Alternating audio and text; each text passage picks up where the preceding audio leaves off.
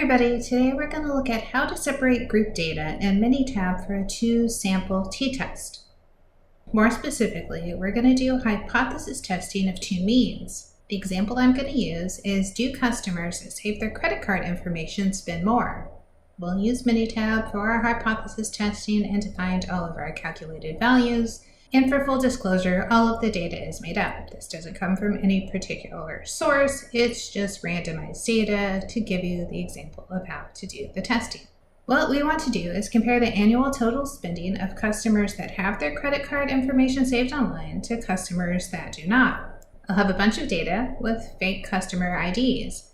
Then beside each of the customers, it will say if their credit card information is saved, yes or no. Then we'll have their total annual spending. We'll let mu1 be the average spent by customers that saved their credit card, and then mu2 will be the average spent by customers that did not save their credit card.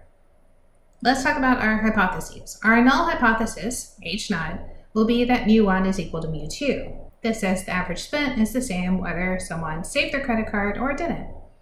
Our alternative hypothesis, H1 or HA, will be that mu1 is greater than mu2. This says that people who save their credit card information online spend more than people that do not.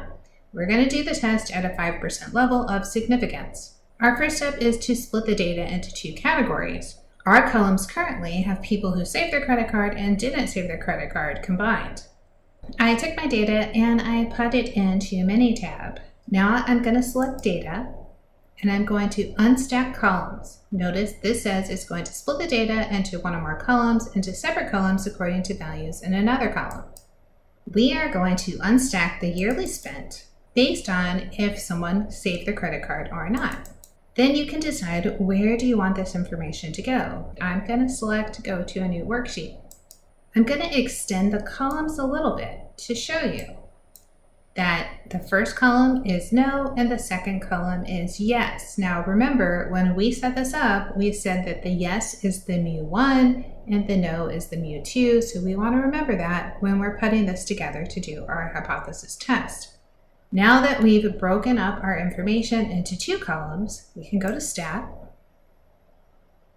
Basic Statistics, to Sample T, then use the drop-down to say each sample is in its own column.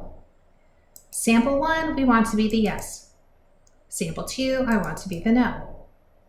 On the options, the 95% confidence level is perfect, the hypothesis difference is 0, but our alternative is that the difference is greater than the hypothesized difference. Remember, we're doing a right-tail test.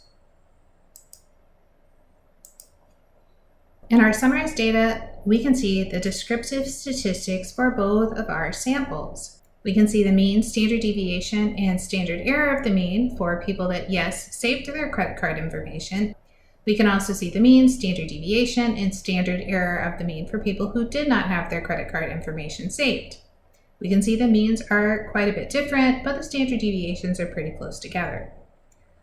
Let's continue to scroll down to find our t-value, our degrees of freedom, and our p-value. Because the p-value says 0, I am going to click on the table options and increase the number of decimal places to 6. This large t-value of 3.897192 and this very small p-value of 0.000197, because our p-value is less than alpha, we will reject the null hypothesis. We do have statistically significant evidence to conclude that people that have their credit card information saved will spend more than people that do not.